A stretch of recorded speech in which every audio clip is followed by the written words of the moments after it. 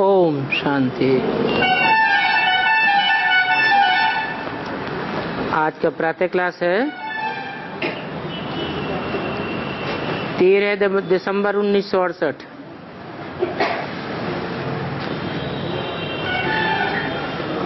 बाप को ही बच्चों को समझाना है, ऐसे नहीं है कि बच्चे बैठ बाप को समझा सकते हैं। नहीं, बाप ही बच्चों को समझाते हैं। बच्चे मन मना भव,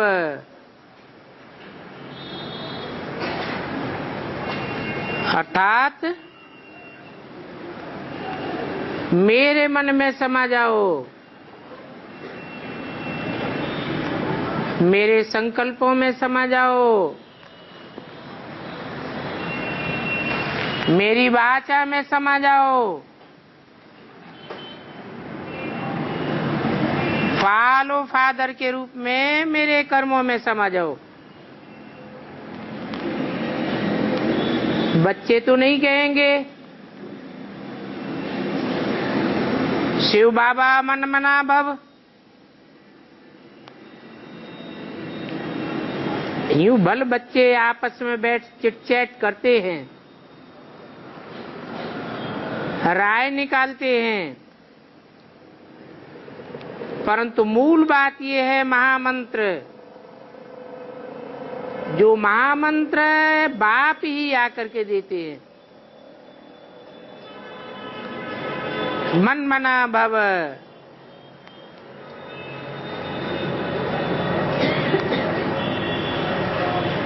अब बाप के मन में क्या है?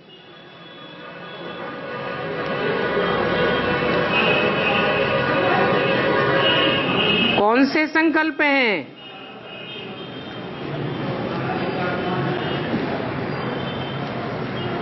मनन चिंतन मंथन करने वाले को मनुष्य कहा जाता है। मनुष्यों के अंदर संकल्प विकल्प चलते हैं। मनुष्य आत्माएं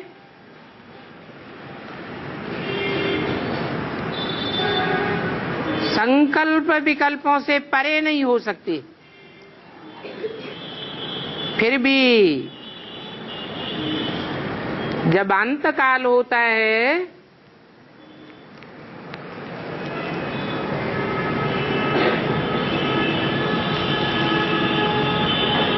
सृष्टि अंत समय में पहुंचती है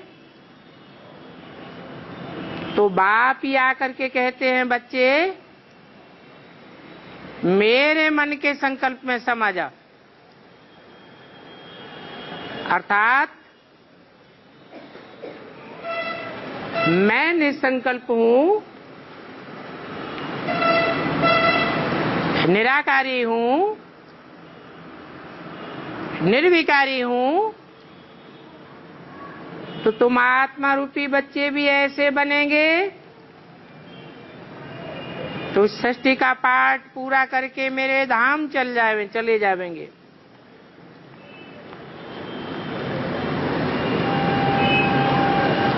वो गुरु लोग भी मंत्र देते हैं।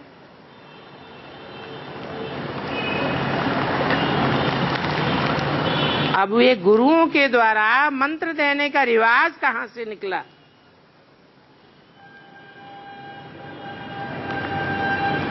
ये जो बाप नई सृष्टि रचने वाला है वो ही पहले पहले मंत्र देते हैं, मन मना भव। अर्थात मेरे बीज रूप मन में, निसंकल्पी मन में समा जा। इसका नाम है वशीकरण मंत्र।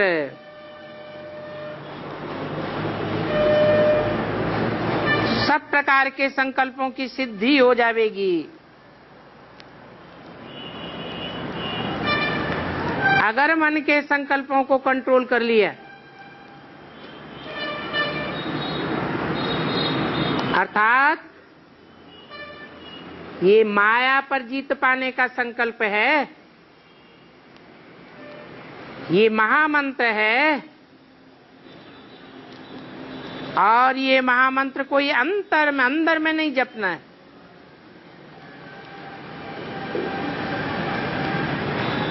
बाहर से चिल्लाने की भी बात नहीं, क्योंकि ये तो समझाना होता है।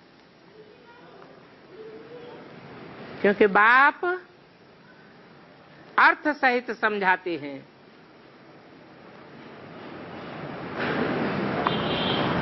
तीन अक्षर हैं, मत, मना, भव।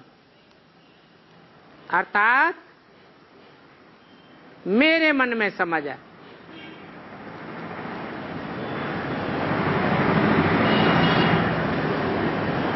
मैं तो हूं ही परम धाम का रहने वाला।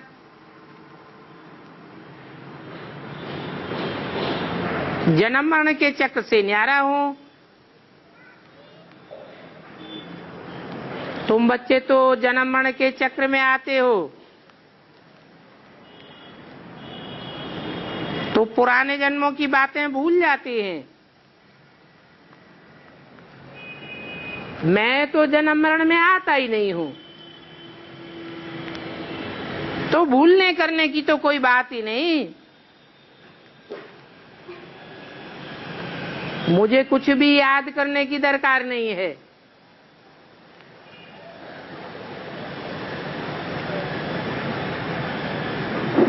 हाँ,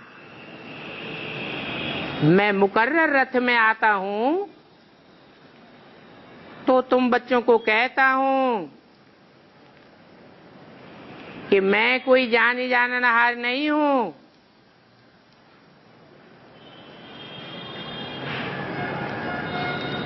क्योंकि रथ में आया हुआ हूं।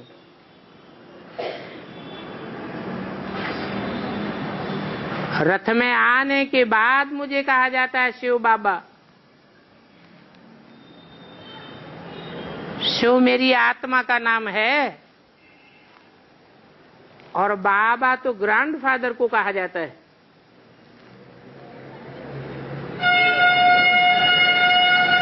ग्रैंडफादर आदि जो भी संबंध बनते हैं वो देह के साथ बनते हैं। तो ये समझने की बातें हैं। बल गीता में तो है, परंतु गीता के अर्थ को कोई समझते नहीं है।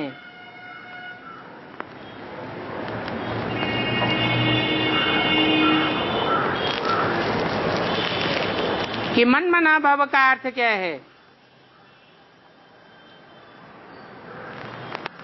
और गीता का एपिसोड भी है, परंतु सिर्फ नाम बदली कर दिया है। कितने ढेर पुस्तक आदि भक्ति मार्ग में बनते रहते हैं।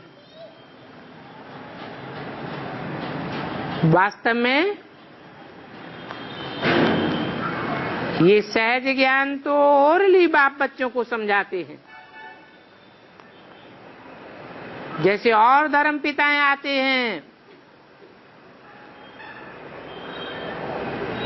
कोई धर्म की पुस्तक बैठ नहीं लिखते हैं। क्राइस्ट ने कोई बाइबल नहीं लिखी, मोहम्मद ने बैठ कोई कुरान नहीं लिखी, ओरली समझाया है। फिर बहुत समय के बाद पुस्तकें बनती हैं। ऐसे ही ये बेहद का बाप बेहद के बच्चों को ओरली बैठ समझाते हैं। क्योंकि बाप की आत्मा में तो ज्ञान है,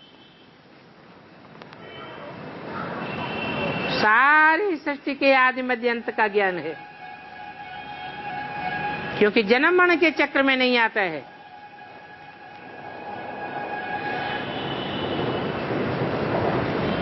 और बाप के दिए हुए ज्ञान को जो बाप के आत्मिक स्थिति में टिकने वाले बच्चे हैं वो ही धारण करते हैं। जो संपूर्ण आत्मिक स्थिति में टिकते नहीं वो ज्ञान को पूरा धारण भी नहीं करते हैं।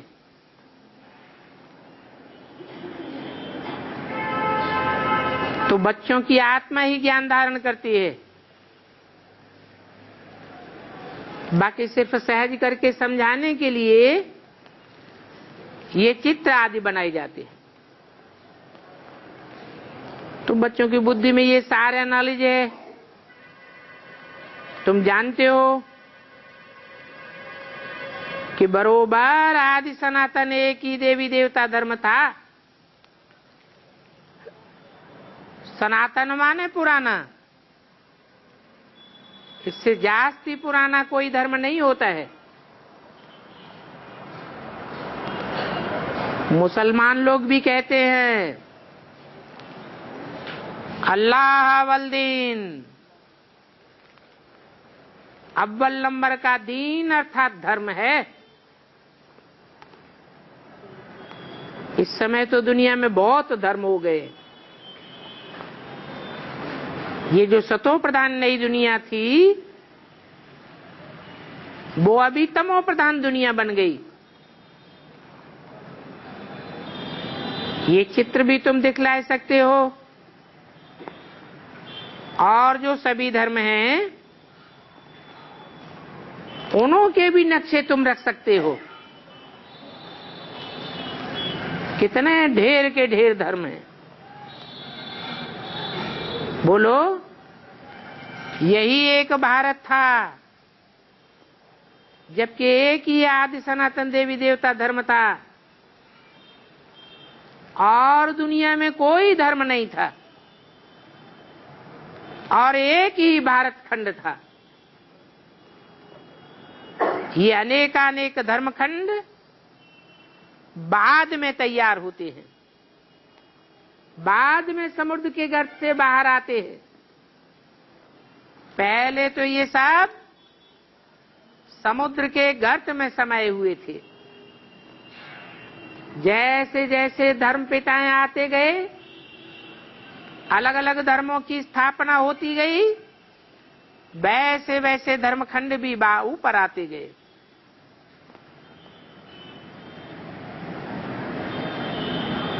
तो उन धर्मों के चित्र भी एक कोने में रख देना चाहिए जहां तुम दिखलाते हो कि भारत में इन लक्ष्मी नारायण का राज्य था। जब इनका राज्य था तो कोई और धर्म नहीं था। अभी इन लक्ष्मी नारायण का राज्य नहीं है तो कितने ढेर के ढेर धर्म हो गए। आखिर ये सभी धर्म फिर भी नहीं रहेंगे, एक ही सत्य सनातन धर्म रह जाएगा। इसलिए गीता में भी लिखा हुआ है सत्य का कभी विनाश नहीं होता। जो असत धर्म है वो ही विनाश को पाते हैं। तो ये बाबा का प्लान है।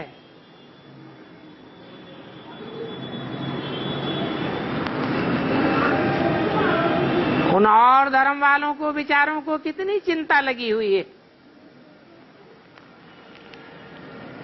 अब गवर्नमेंट तो इन बातों को समझने वाली नहीं है। तुम बच्चे तो समझते हो, ये तो बिल्कुल ठीक बातें हैं। लिखा हुआ भी है कि शिव बाबा ब्रह्मा द्वारा स्थापना करते हैं। किसकी स्थापना करते हैं? कहेंगे नई दुनिया की स्थापना करते हैं। ये जमुना का कंठा कैपिटल बनता है, जहां एक ही धर्म होता है।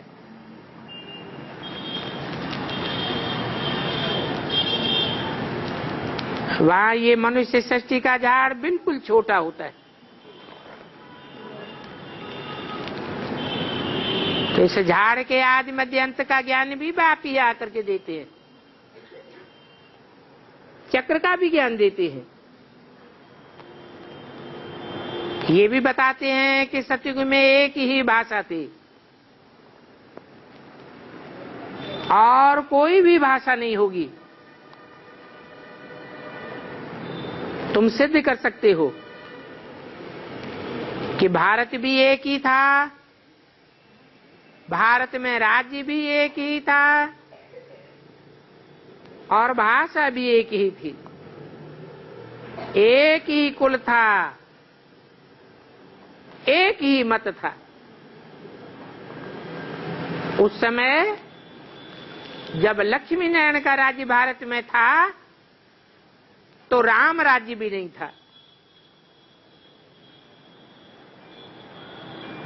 उस पैराडाइज में, हेवन में संपूर्ण सुख शांति थी, अर्थात दुख का नाम निशान नहीं था। हेल्थ, वेल्थ, हैप्पीनेस सभी कुछ था।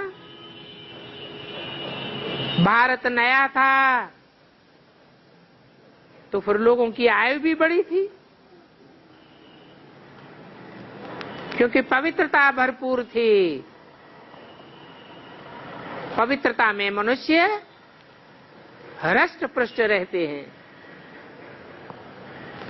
अब यह पवित्रता में देखो मनुष्यों का क्या हाल हो जाता है।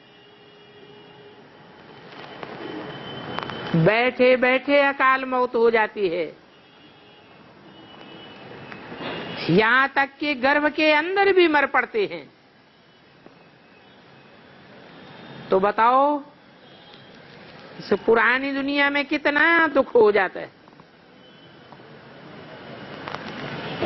माँ बाप के जवान बच्चे भी मर पड़ते हैं। वहां नई दुनिया में तो अकाली मौत होती ही नहीं है, फुल एज चलती है। पीढ़ी दर पीढ़ी तक बुढ़ापे में कोई मरते ही नहीं है, वहां बुढ़ापा आता ही नहीं। तो किसको भी जब समझाओ तो बुद्धि में ये बात बिठानी है कि बेहद के बाप को याद करो, वही बेहद की नई दुनिया स्थापन करने वाला है। वो बेहद का बाप पतितों को पावन बनाने वाला है। वही एक है जो सबकी सरगति जाता है। तुम्हारे पास वो नक्शा भी होना चाहिए जो सिद्ध करके समझा सके कि आज की दुनिया का नक्शा ये है और कल की नई दुनिया का नक्शा ये होगा। कोई तो इन बातों को अच्छी रीति सुनते हैं, क्योंकि ये ज्ञान पूरा समझाना होता है। ये एक भारत ही है जो सदा विनाशी खंड है। इस खंड का विनाश नहीं होता है। जब ये देवी देवता धर्म था तो और कोई भी धर्म नहीं था। असत धर्मों का विनाश हो जाता है। अभी वो आदि सनातन देवी देवता धर्म नहीं है। कोई पूछे ये लक्ष्मी नारायण कहाँ गए,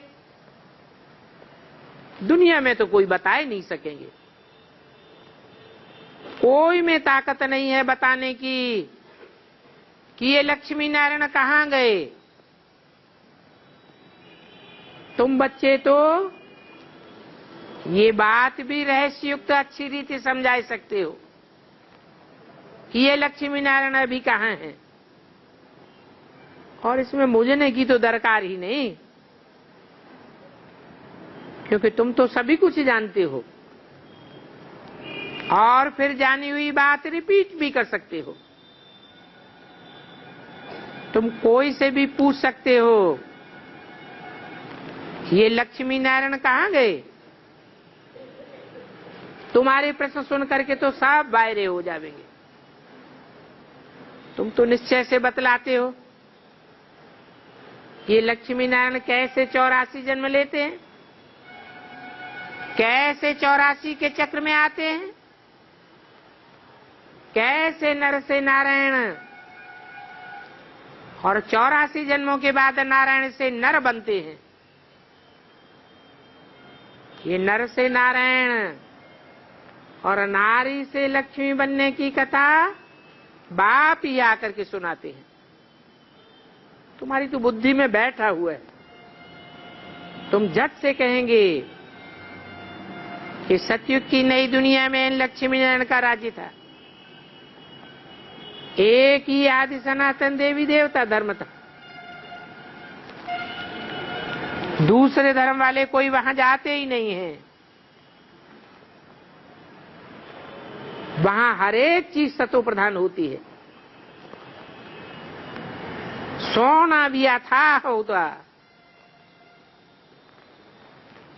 और वो सोना भी कितना सहज मिलता है।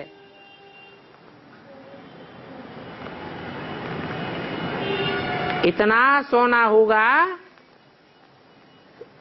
जो ईंटें मकान आदि बनाते रहेंगे, क्योंकि वहां तो सभी कुछ सोने का होता है। खानियां सभी भरतू हो जाएंगी।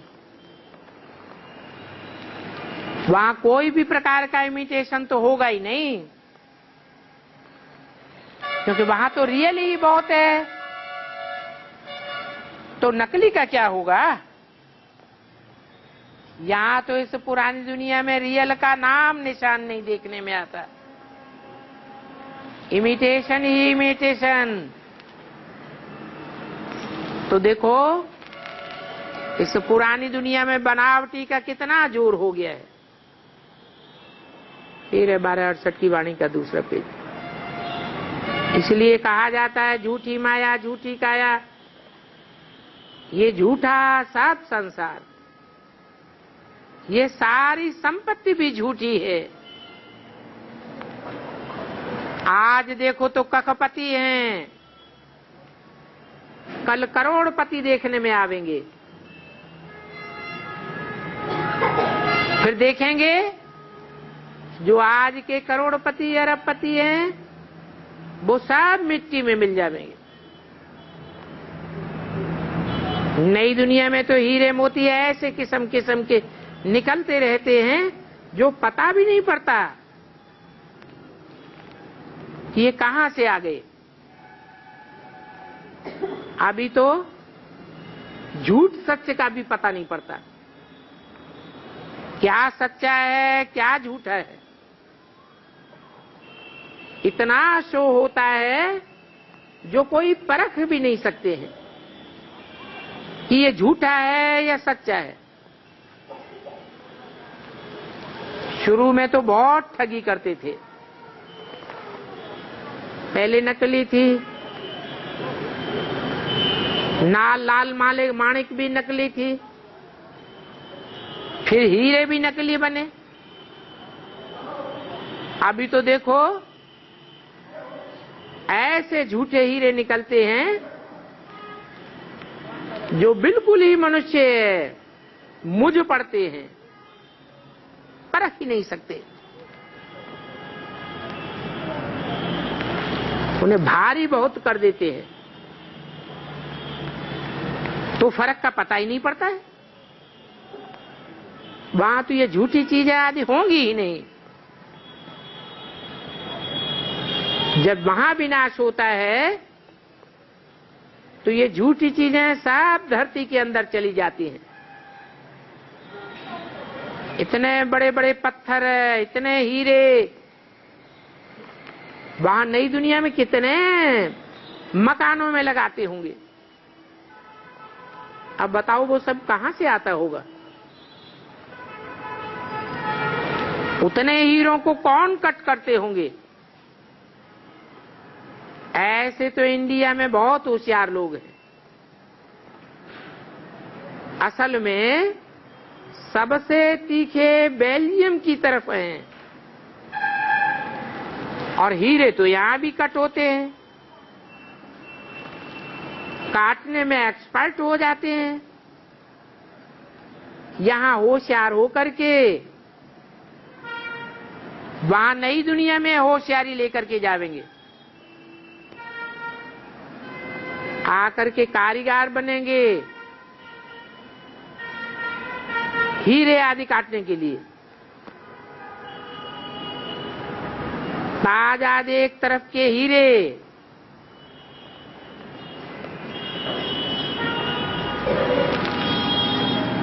वहां नई दुनिया में ही मिलेंगे। ये रफ हीरे थोड़े ही बनेंगे, वहां तो बिल्कुल रिफाइन सच्चे हीरे होते हैं।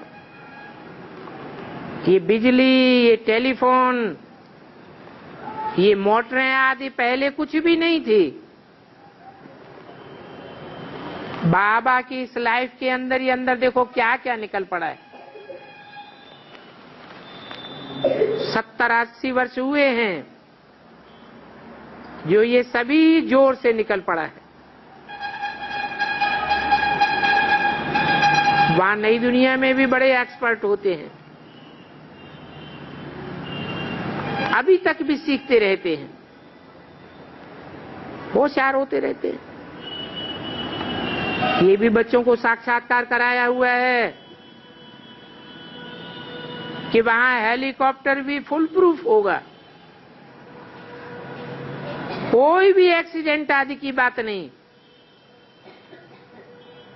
और बच्चे भी बड़े सतो प्रधान, तीव्र बुद्धि वाले होते हैं। आगे थोड़ा चलो तो तुमको साफ साक्षात्कार होते जाएंगे। जब अपने देश में नजदीक आते हैं तो सारे झाड़ आदि दिखाई पड़ते हैं ना, अंदर में खुशी रहती है। अब हमारा घर आया कि आया, अभी हम आकर पहुंच गए, तो पिछाड़ी में तुमको भी अपनी नई दुनिया का साक्षात्कार होता रहेगा। परंतु उनको होगा जो बड़े अच्छे अच्छे महावीर होंगे। ठक्का सुनने से उनकी प्राण नहीं निकलेगी। बच्चे समझते हैं कि बाबा तो मोस्ट बिलीवर्ड है, क्योंकि वो तो है ही सुप्रीम आत्मा। उनको तो सभी याद करते हैं। भक्ति मार्ग में तुम याद करते थे परमपिता परमात्मा को, परंतु ये तो मालूम नहीं था कि वो छोटा है या बड़ा है। गाते भी है चमकता है जब सितारा भ्रकुटी के बीच, तो जरूर बिंदी मिसल होगा ना। उनको कहा ही जाता है सुप्रीम आत्मा यानी परमात्मा। उनमें सभी प्रकार की खूबियां भरी हुई हैं। ज्ञान का सागर है। अब ज्ञान का सागर ज्ञान क्या सुनावेंगे? वो तो तब सुनावे जब कोई तन में प्रवेश करे तो तुमको भी मालूम पड़े। तुम भी तो पहले नहीं जानते थे कि परमात्मा क्या चीज है, सिर्फ भक्ति ही जानते थे। अभी तो समझते हो कि ये तो वंडरफुल बात हो गई। आत्मा को भी इन आंखों से नहीं देख सकते हैं तो बाप को भी भूल जाते हैं। ड्रामा में ये सारा पार्ट ही ऐसा नुदा हुआ है। जिनको विश्व का मालिक बनाते हैं उनका नाम डाल देते हैं, और जो सुनाने वाला है, बनाने वाला है, उसका नाम गुम कर देते हैं। श्री कृष्ण को त्रिलोकीनाथ, वैकुंठनाथ कह दिया है। अब अर्थ तो कुछ भी नहीं समझते, ऐसे ही उनकी बढ़ाई दे देते हैं। और शिव बाबा जिसने उनको ऐसा बनाया, उनको देखो ठिक्कर भीतर में ठोक दिया।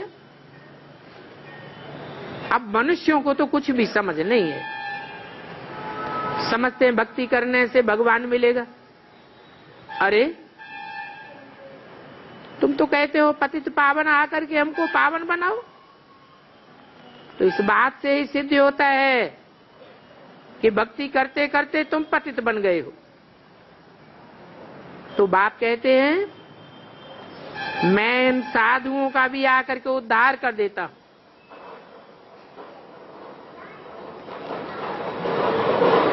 कितनी उन्हों बढ़ाई करते हैं, उनकी बढ़ाई करने में कितना पैसा खर्च करते हैं, और उनमें अहंकार कितना होता है।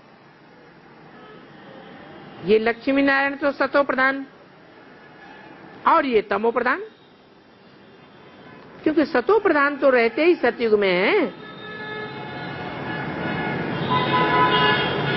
उन साधु सन्यासियों की कितनी बड़ी सवारी निकलती है।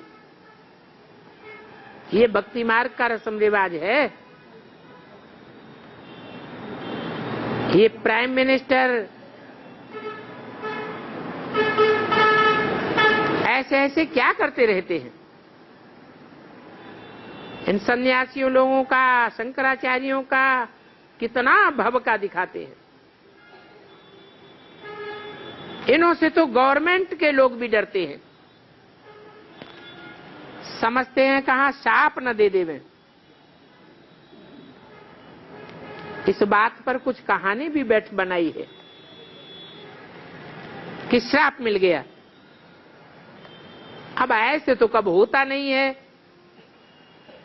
ये बातें बैठ बनाई हैं। समझते हैं भगवान में इतनी ताकत है कि वो हजारों सूर्यों से भी ज्यादा तेजवान है। अब तो भंभोर को आग लगनी है, ढेर के ढेर मनुष्य जल जाएंगे, सभी कुछ भस्म हो जाएगा।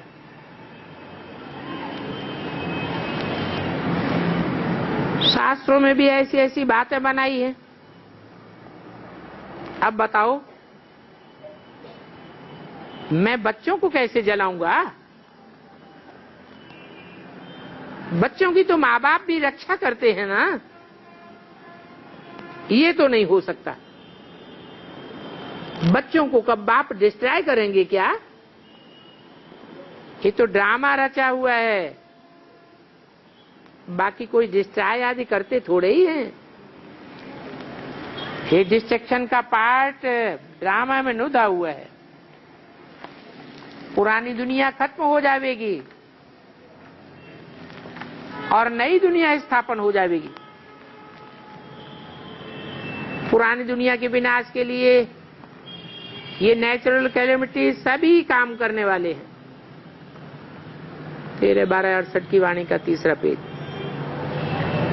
आगे चल करके देखेंगे कि कितने कितने जबरदस्त काम करने वाले हैं। ऐसे भी नहीं है कि इन्हों को कोई बाप डायरेक्शन देते हैं कि विनाश करो, नहीं। धरती हिलती है, अकाल पड़ता है, तो ये भगवान कहते हैं क्या कि ऐसे ऐसे करो? भगवान तो ऐसे कभी नहीं कहेंगे।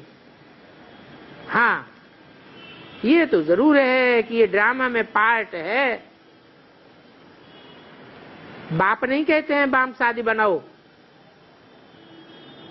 ये तो सभी रावण की मत कहेंगे।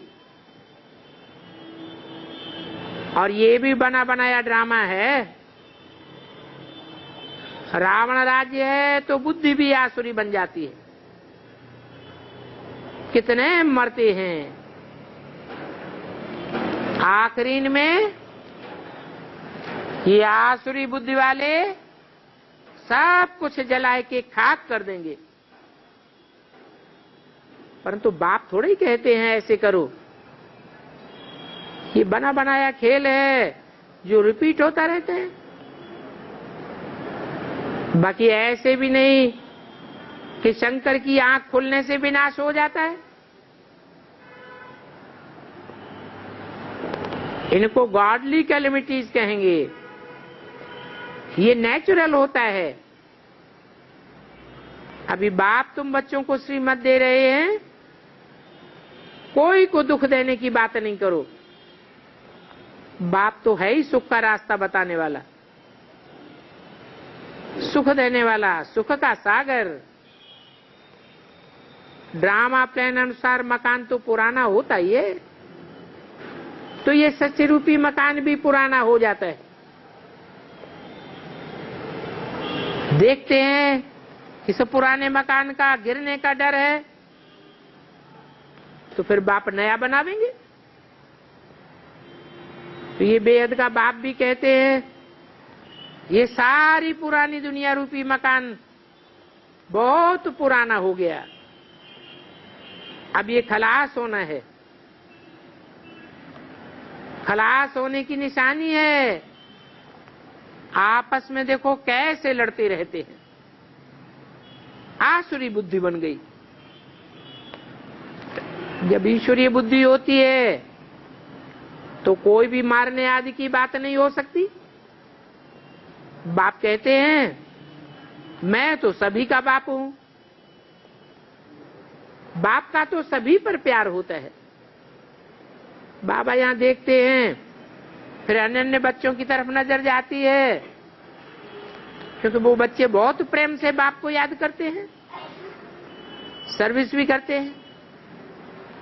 तो यहां बैठे भी बाप की नजर सर्वसेवल बच्चों पर चली जाती है। कब देहरादून, कब मेरठ, कब दिल्ली, ऐसे ऐसे सर्विस करने वाले बच्चों को देखते रहते। जो बच्चे मुझे याद करते हैं, मैं भी उनको याद करता हूं। और मुझे जो याद नहीं भी करते हैं, तो भी मैं उनको याद करता हूं, क्योंकि मुझे तो सभी बच्चों को साथ ले जाना है। हाँ, मेरे द्वारा सच चक्र की नॉलेज को समझते हैं और नंबरवार समझते हैं। फिर जो समझने वाले हैं वो उच्च पद पावेंगे। ये सब समझने की बेहद की बातें हैं। वो दुनियावी टीचर आदि होते हैं, वो हद के टीचर हैं, ये बेहद का टीचर है। तो बच्चों को अंदर में कितनी खुशी होनी चाहिए कि हमको बाप, टीचर, सदगुरु तीनों बेहद का मिला है। बाप कहते हैं सभी का पार्ट एक जैसा नहीं हो सकता है। इनका तो पार्ट था, परंतु फॉलो करने वाले कोटों में कोई निकले। बाबा समझाते हैं ऐसे ऐसे छोड़ना होता है। तो देखो ये विश्व किशोर भी ऐसे छोड़ करके आया। तुम तो भागे और ये तो क्लियर करके निकले। कौन है? क्लियर करके कौन निकले? ब्रह्मा बाबा। और तुम तो सीधे ही भाग खड़े हुए। इनके भागने आदि की बात नहीं है। तुम्हारी भट्टी बननी थी, फिर उसमें कितने कच्चे निकले, कोई पक्के निकले। भट्टी में पुंगरे भी आ गए। कहते भी है बाबा हम 7 दिन का बच्चा हूं, 1-2 दिन का बच्चा हूं, तो पुंगरे ही ठहरे ना। तो बाप तो हर बात समझाते रहते हैं। और नदी भी बरोबर पार करके आए थे। बाबा के आने से ही ज्ञान शुरू हुआ।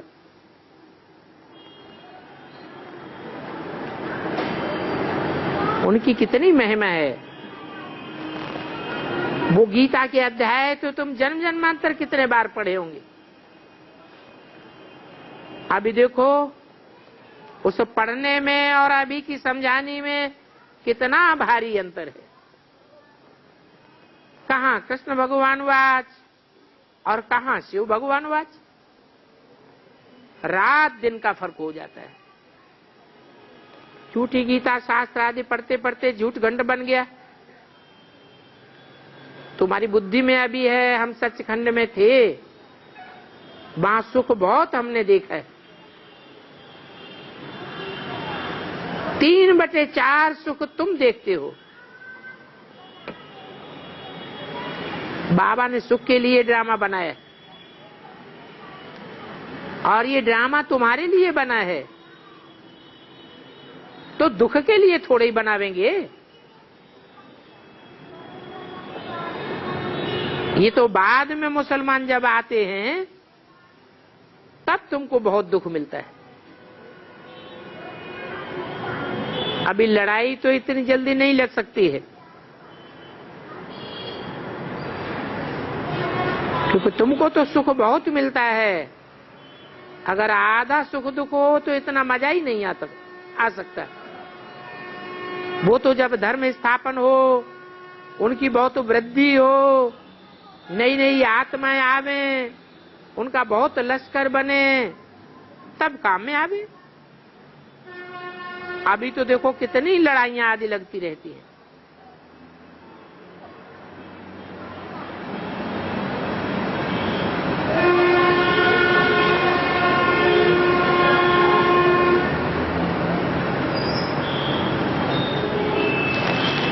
जब नई दुनिया खलास होती है, पुरानी दुनिया की शुरुआत होती है, तो भी कितनी सतो प्रधानता होती है।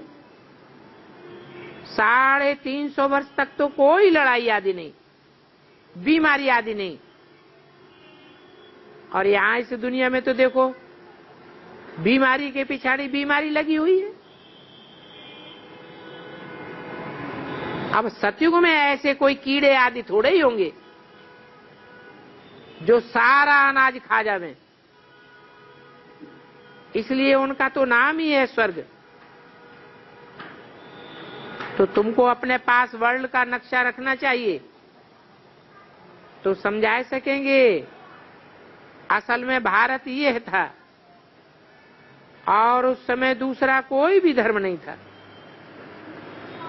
फिर अभी नंबर 1 बाप आया है धर्म की स्थापना करने। अभी तो तुम बच्चों को वर्ल्ड की हिस्ट्री ज्योग्राफी का मालूम हो गया है, तुम्हारे लिए तो बाकी सभी कह देंगे नेति नेति। वो तो सब कहते ही आए हैं, हम बाप को नहीं जानते। कह देते हैं उनका कोई नाम रूप देश काल नहीं है। अब जिनका नाम ही नहीं हो सकता तो उनका देश काल कहां से होगा। मनुष्यों की तो बिल्कुल तुच्छ बुद्धि बन गई। ये शंकराचार्य भी शिव की पूजा करते हैं। अगर सर्वव्यापी है तो फिर क्यों नहीं ठिक्करों बित्तरों में ढूंढते रहते और फिर अपनी पूजा भी कराते हैं। 13/12/68 की वाणी का 4था पेज। इन सभी बातों को अज्ञानता कहा जाता है, क्योंकि कुछ भी समझते नहीं हैं, इतने पत्थर बुद्धि बन पड़े हैं। कहते भी हैं तुम तो ठिक्कर बुद्धि हो। अब वहां नई दुनिया में ऐसी गालियां आदि थोड़े ही होंगी। तो बाप बैठ समझाते हैं, मुझे याद है तो जो करते हैं, मुझे जो प्यार करते हैं, मैं भी उनको प्यार करता हूं। अब देखो मैं नई दुनिया कैसे बनाता हूं। फिर वो पुरानी दुनिया आप ही खत्म हो जाती है। पुरानी दिल्ली और नई दिल्ली गाया तो जाता है ना। तुम जानते हो ये कोई नई दिल्ली थोड़े ही है। इनको तो कब्रिस्तान बनना है, तो इसको कब्रिस्तान कहा जाएगा।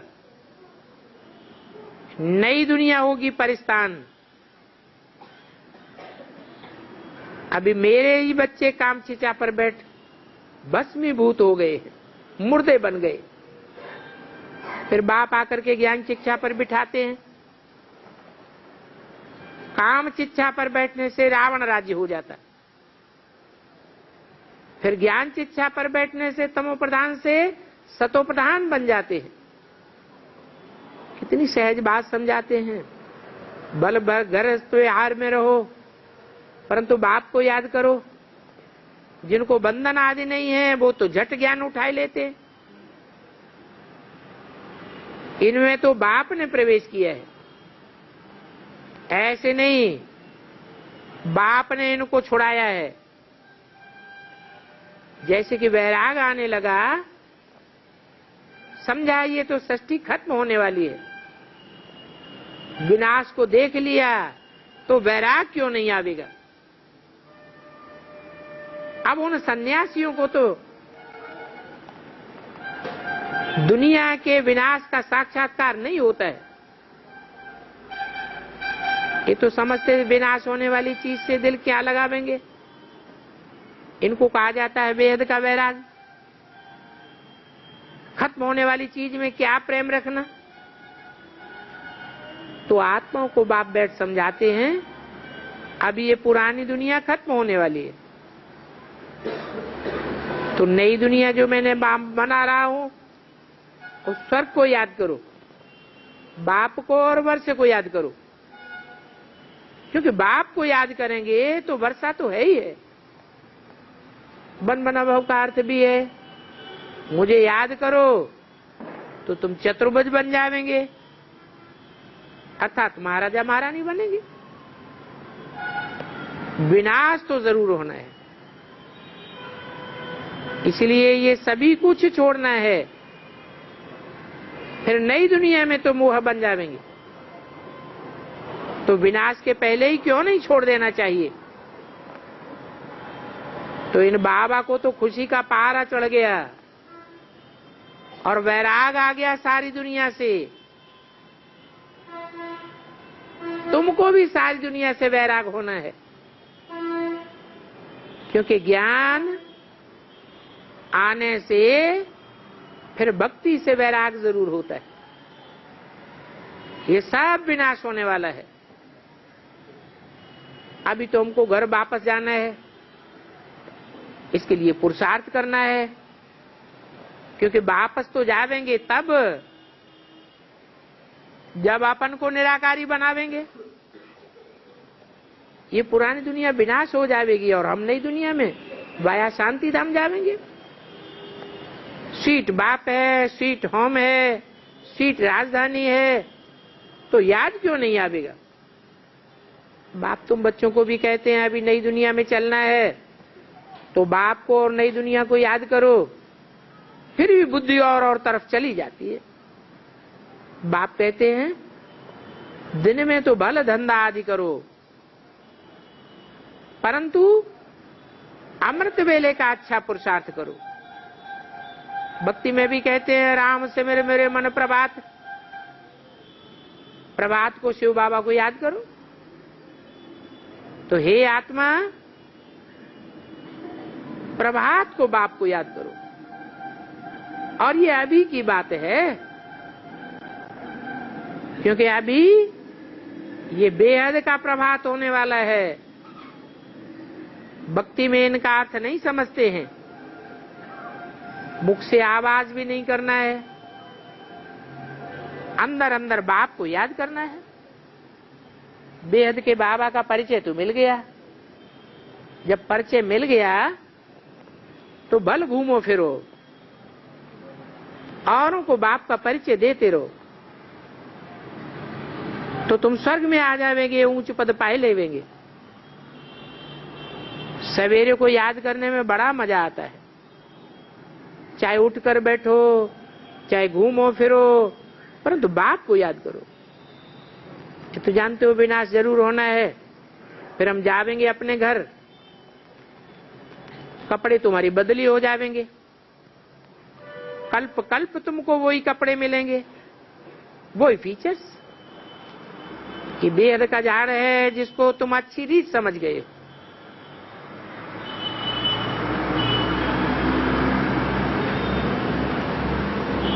ये सारा पार्ट प्ले होना है, तो कितना याद करेंगे? बाप को याद किया होगा, गोया झाड़ भी याद आवेगा। इसलिए बाप कहते हैं मन बना भव, बाप को नई दुनिया को याद करो। ऐसी कोई बात नहीं है जो तुम समझ नहीं सकते हो। अक्षर ही दो है, मन मना भव मध्याजी भव। स्वर्ग में जाना है तो दैवी गुण भी धारण करने पड़े। और बच्चे बिगर कहे आप ही दैवी गुण धारण करेंगे, क्योंकि बनना ही ऐसा लक्ष्मी नारायण है, तो दैवी गुण जरूर धारण करेंगे। कितना अच्छी रीति रोज रोज सभी सेंटर्स के बच्चों को बाप समझाते। अच्छा, मीठे मीठे रूहानी बच्चों को रूहानी बाप दादा का याद प्यार गुड मॉर्निंग। रूहानी बच्चों को रूहानी बाप का नमस्ते, ओम शांति।